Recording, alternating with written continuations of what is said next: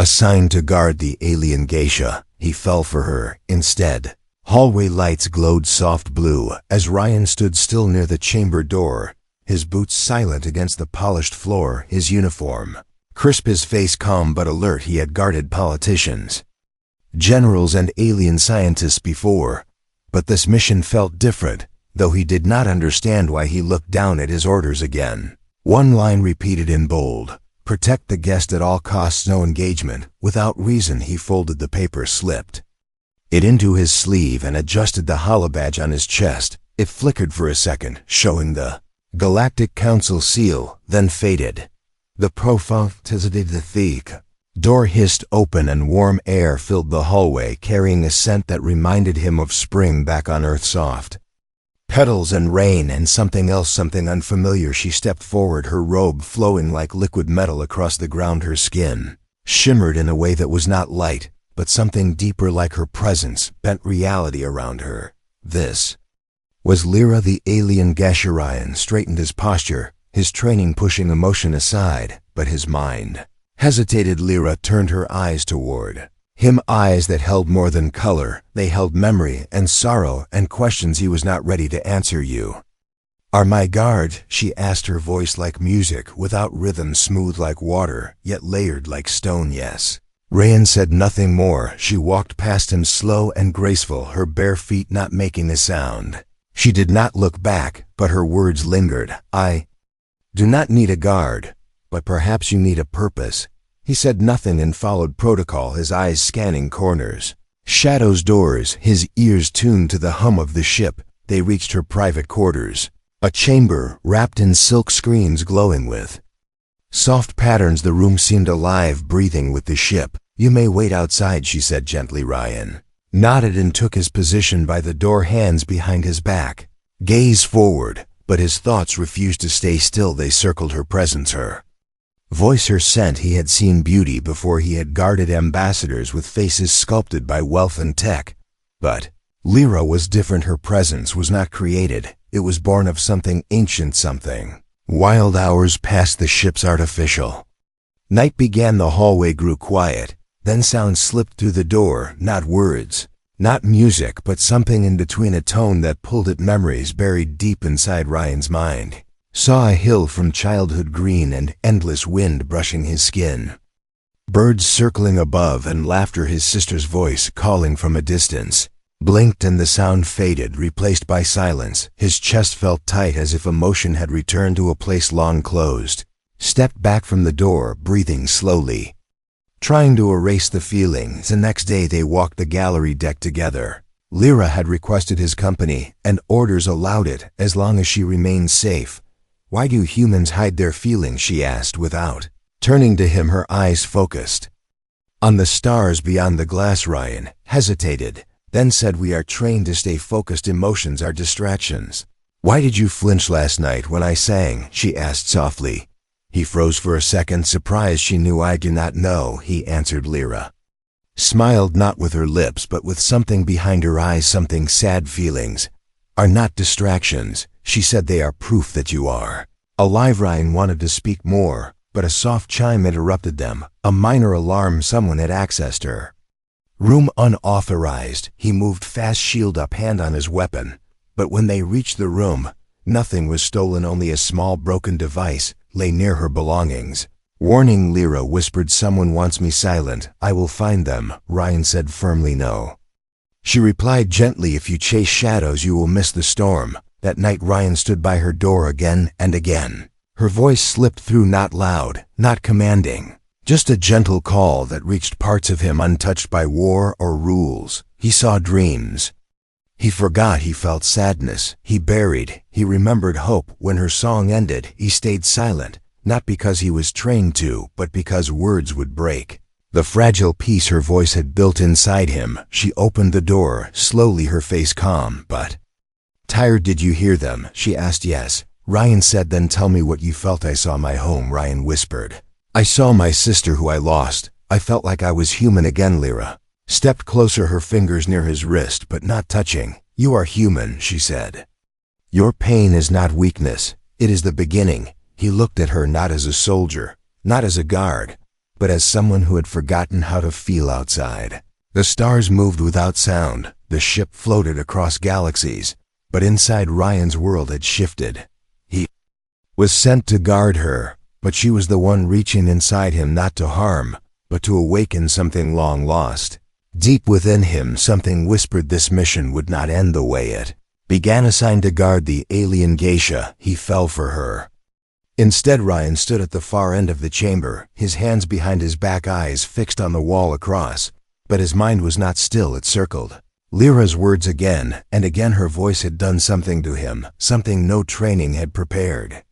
Himforth's soft hum of the ship engines blended with distant echoes of conversations. But he heard none of it, he only heard her voice and the memories it awakened. That morning Lyra requested a walk through the meditation garden, a place only reserved for council members and diplomats, but as her guard Ryan had clearance to follow. They moved through the glowing crystal trees and misty paths, Lyra's steps silent, her presence calm like a breeze through ancient ruins. You have many walls inside you, she said as they reached a quiet corner near a stone fountain. Ryan looked at her, unsure how to respond. You are trained to protect your body, your mind, even your memories, she continued. But what happens when the one you guard does not want protection? But truth, he said nothing. Instead he watched the way her hands moved, tracing air like drawing invisible shapes from dreams. Lyra sat on the edge of the fountain, dipping her fingers into the glowing water. You lost someone, she whispered, not as a question, but a knowing yes, Ryan said quietly. My sister. Lyra closed her eyes, her lips moving in silence as if speaking to a presence only she could feel. Loss leaves a wound, she said, but humans cover it with steel and call it strength. Ryan sat down across from her, not close, not far, unsure why he even followed her rhythm. She looked at him now, her eyes softer than before. I see something else in you, she said, not just pain. You are not like other guards. You do not fear emotion, you fear what it will make you do. Ryan felt his chest tighten again. He turned his gaze away, trying to breathe through the sudden weight on his ribs.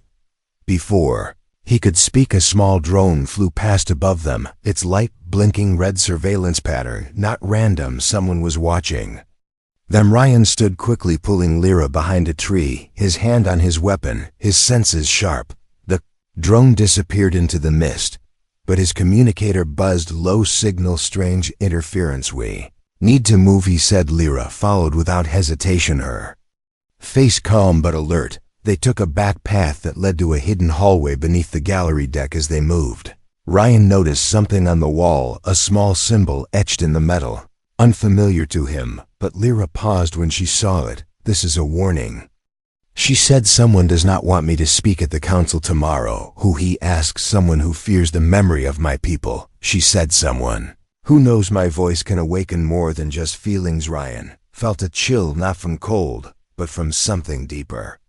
The sense that his mission had changed. Later in her chamber, Ryan searched the room carefully, placing scanners in corners, disabling silent bugs hidden behind the panels. He found two. They have been listening to everything, he said, angry. Now this is beyond politics. They want me erased, Lyra said softly. No, not while I breathe, Ryan replied. Lyra touched his arm gently, her fingers warm. Your promise is loud, she said. I can hear it. Ryan stepped back, shaken not by her touch, but by how natural it felt. Why me? He asked. Why do you trust me? Because you are still human under the armor, she said. And because you have not lied to me, not once. That night Ryan did not stand outside the door. He sat inside the room across from her, watching as she lit incense from her world, colors that shimmered and danced in the air. Tell me about Earth, she said. Your real Earth, not the one in reports. Ryan took a breath, then spoke of his childhood, the field behind his home, the treehouse he built with his sister, the rainstorms that came without warning. The silence after loss. Lyra listened, eyes closed, as if painting his words into the air. She spoke next about her planet, about temples carved from light, about songs that told history, about dances that held grief and joy. At once your world sounds like poetry, he said. All life is poetry, she replied. But not all hear the rhythm. She sang again, not loud, not like a performance, just a soft thread of sound that wrapped around his heart. Ryan closed his eyes, and for the first Time and years he let the tears come not from pain but release. When the song ended, he opened his eyes, and she was watching him, not with pride or pity. "Just understanding you are changing," she said. He nodded, but said nothing. Then she whispered, "Someone will try again tomorrow. They will not wait for words." "You knew this?" he asked. "I felt it." She said, "They want silence, not peace then." "I will break the rules if I must," Ryan said. "I will keep you alive even if it means defying command." Lyra looked at him long and deep, then said, "Then you no longer guard me, you stand with me." Ryan's heart pounded, not from fear, but from something else, something powerful and unnamed. Outside, the stars continued their silent dance across the void, but inside that chamber, a line had been crossed, and neither of them would return the same assigned to guard the alien geisha. He fell for her instead. Ryan walked the quiet corridor toward the archives deck, his steps measured, his gaze distant. The warning etched on the wall haunted him. Someone wanted Lyra silent. He had promised to protect her. He needed answers. Out at the archives entrance, he showed his clearance badge. The door slid open with a soft hiss. Inside, rows of holoshelves glowed. Data streams lifted in the air like tiny fireworks. Ryan moved past them, searching for Lyra's records. He found her name on a thin file. It popped up in front of him, shimmering green. He tapped the icon. A face appeared, gentle features, eyes full of both light and sorrow. Below it, a symbol of her clan closed around the border like ivy. The file opened further. He saw images of a temple carved from living crystal. He saw dancers building memories into songs. He saw a people who used art as history. His breath caught. A light touch on his shoulder made him jump. He turned. Lyra stood behind him, silent and calm. Her presence bathed him in warmth he did not expect. "You came for truth," she said softly. Ryan nodded. "I need to know why they want you dead." Lyra frowned. "They fear what I carry." "Tell me," Ryan urged. She led him deeper into the archives, through passageways few humans knew. They stopped before a sealed door. Lyra waved her hand, and a locked glyph glowed blue. The door opened. Inside, data crystals floated around a central dais. "These crystals hold my people's final song," she explained. "It binds our memories in melody. When I sing it, I will release all pain and joy we have ever felt. But I will also fade away. I am the last geisha of my line." Ryan stared at the crystals. "You mean you will die after singing?" Lyra's eyes glimmered. "My life is bound to the song. My people chose this. We believed memory must live.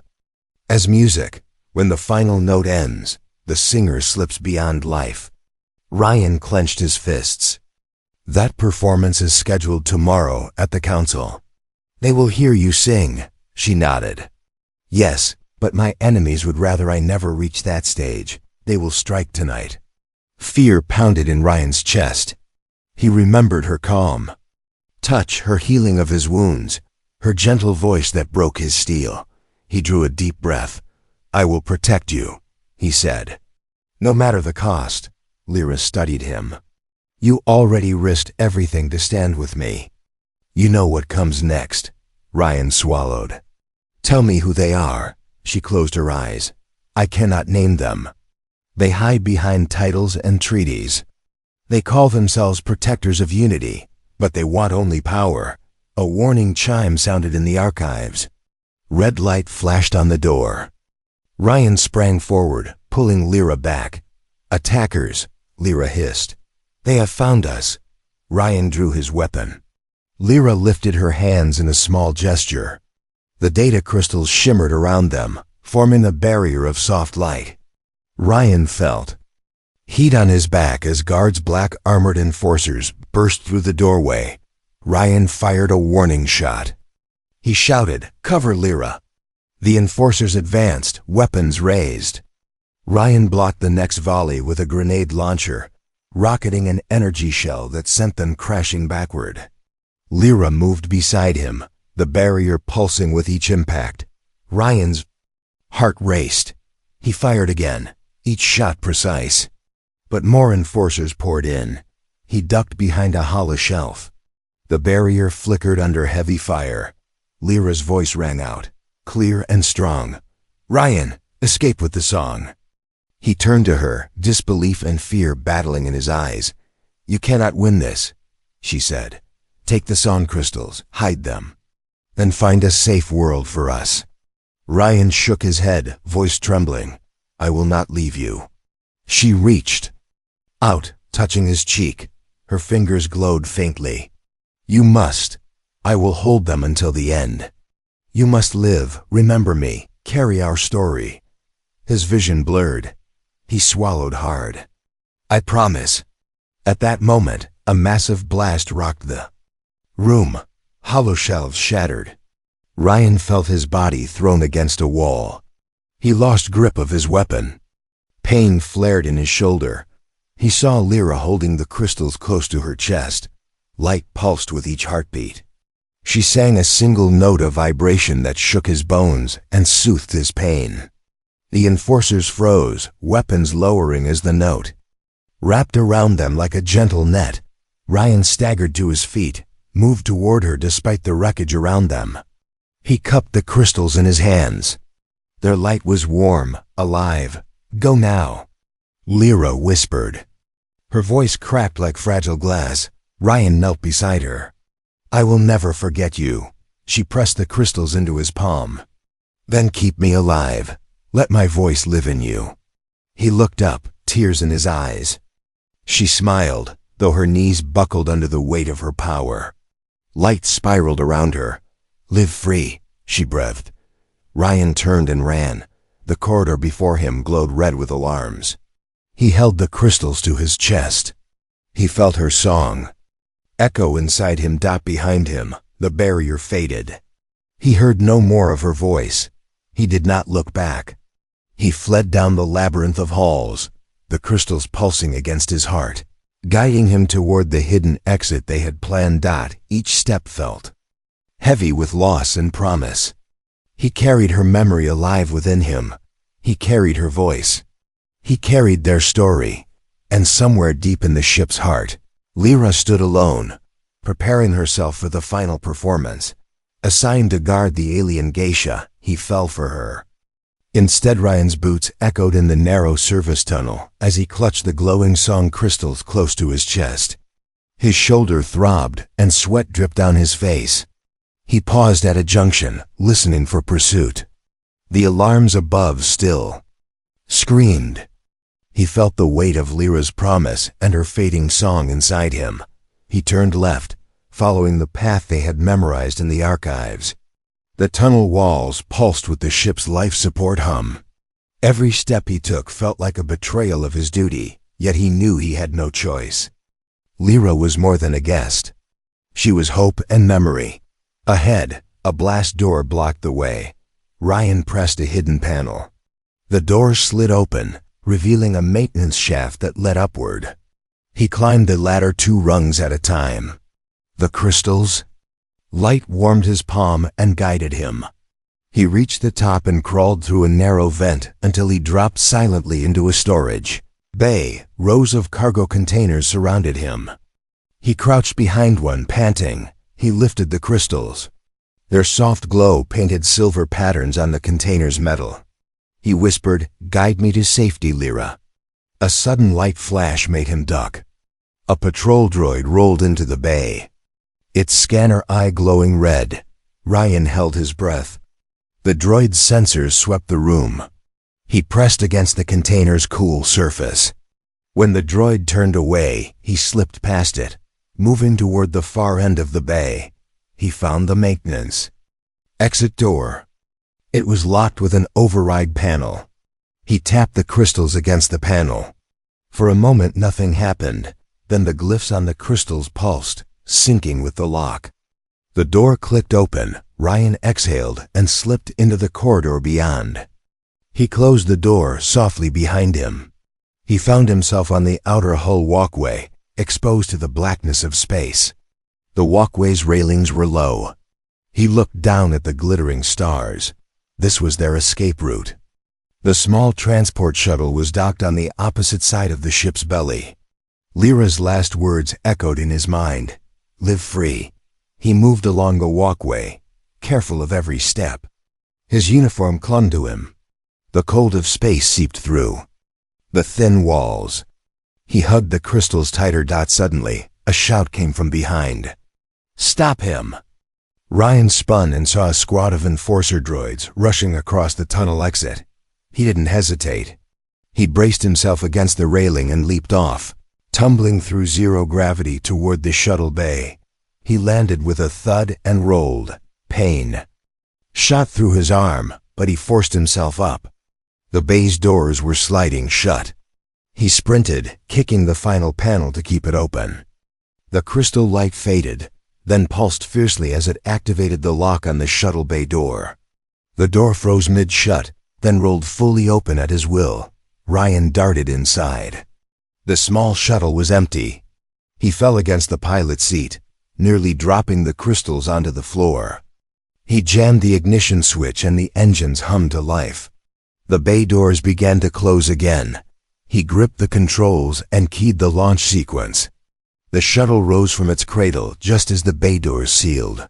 He punched the thrusters and shot away from the ship's hull, leaving the alarms and the enforcers behind. Inside the cockpit, Ryan finally let himself breathe.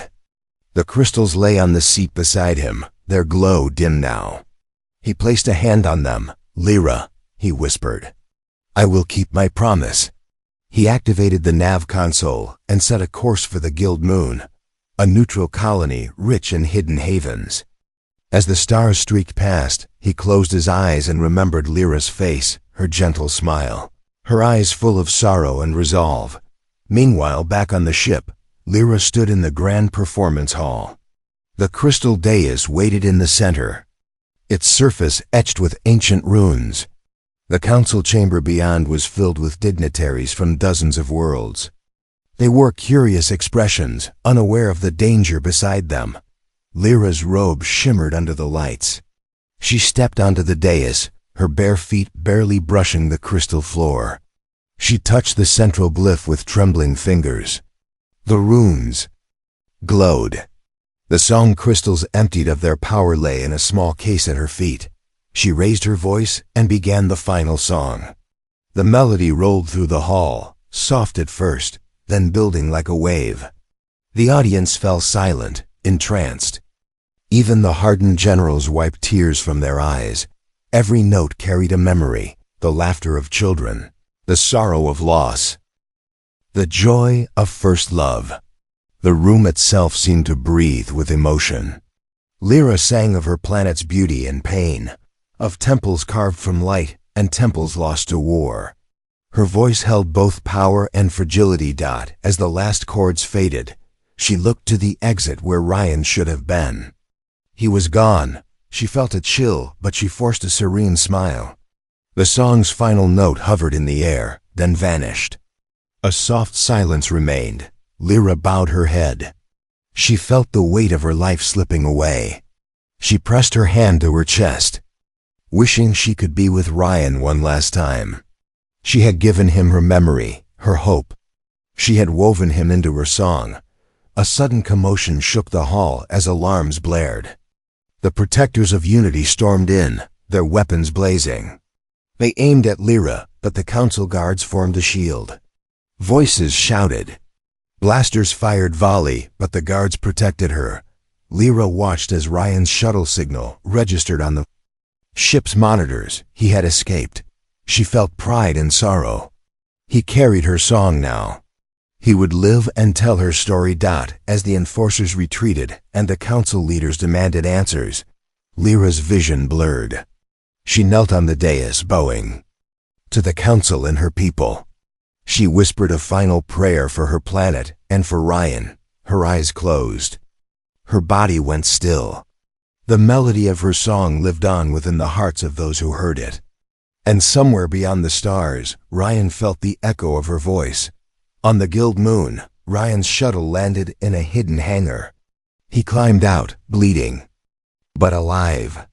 The song crystals had shattered to dust, Their energy transferred into his mind. He clutched his chest, feeling warmth and sorrow. He whispered, "I will remember you." He stepped into the moon's twilight and walked toward a new life, carrying Lyra's memory like a flame in the dark. Assigned to guard the alien geisha, he fell for her instead. Ryan stepped out of the shuttle onto the dusty ground of the Guild moon. The air tasted of metal and frost. He carried nothing but a small pack and the memory of Lyra. In his mind, her voice still sang in a quiet echo. He closed his eyes and let the breeze brush his face. He had built a small shelter in the moon's twilight forest. The trees glowed faintly under the twin moons. He arranged simple furnishings and lit a fire. The light cast long shadows on the walls. He placed a hollow frame on the table. Inside it, he had stored the last image of Lyra before she sang her final song. Her eyes shone with hope. He touched the frame and felt a pang of sorrow. Each morning, Ryan walked into the nearby village. It was a small cluster of domed houses and market stalls. He sold small trinkets and messages between traders. He used the voice of Lyra to calm disputes. When two merchants argued over a price, he softly quoted a line from her song about peace and memory. The traders paused and smiled. They shook hands. Under her words they found calm. At night, he wrote letters to the Galactic Council. He described Lyra's art and the beauty of her culture. He begged them to honor her memory by protecting other endangered worlds. He signed each letter simply, "From the Guardian of the Song." He sent messages via secure channels. Some replies thanked him. Others ignored him. He did not lose hope. Seasons changed. The twin moons waxed and waned. Ryan planted a small garden of glowing mushrooms beside his shelter. He tended them like sacred flowers. He remembered how Lyra had taught him to care for life small and fragile. His heart felt lighter each day. He laughed quietly when a mushroom cap burst with tiny lights. He told himself Lyra would have smiled. One evening a starship descended onto the landing pad.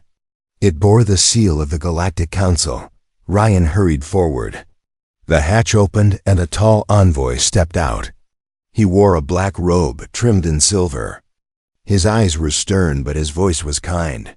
"Guardian of the Song?" the envoy asked. Ryan nodded. He held out his hand, but the envoy shook his head. Instead, the envoy bowed. "I am Envoy Lyra. The council has received your letters. We have come to learn of Lyra's world and to honor her memory." Ryan felt tears in his eyes. He led the envoy to his shelter. He showed him the hollow frame and the broken crystals that he kept in a small glass jar. He told Mira of Lyra's art, her final song, and her sacrifice. He spoke of the archives and the performance hall where she gave her life to preserve her people's story. Mira listened in silence.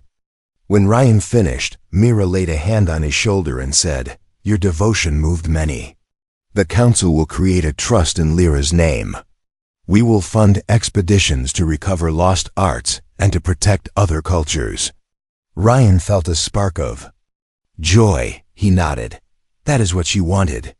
Mira retrieved a tablet. He tapped a few commands. A small hologram of the council hall appeared above the table. It showed delegates from dozens of races gathered together.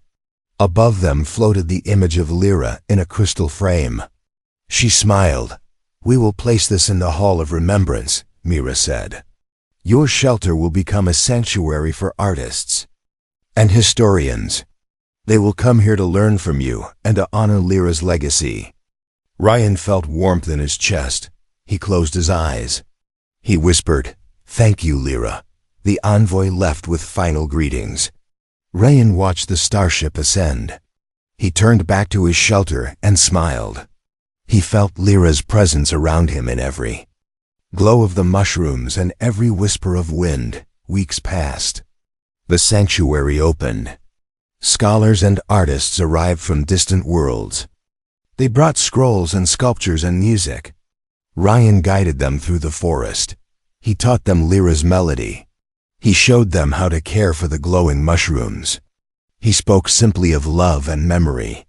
His voice carried her words like petals. On a breeze, one visitor was a young poet named Tele. She wrote lines inspired by Lyra's story and dedicated a verse to Ryan. She read it aloud beside the mushrooms. In light she sang her final vow, in memory he keeps her now. Two souls in song forever bind. A guard and geisha intertwined. Ryan felt a tear slip down his cheek.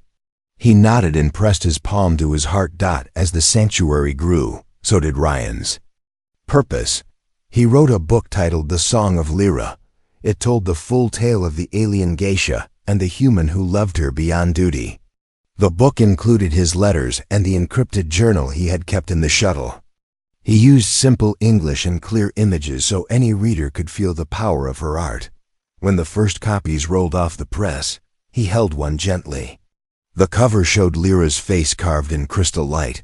Underneath was the title in bold letters. He opened to the first page. Lyra's words glowed at the top. Feelings are proof that you are alive. Share them and the universe will know your heart. Ryan stood in the twilight forest as he read. The mushrooms blinked like stars around him. He closed the book and looked.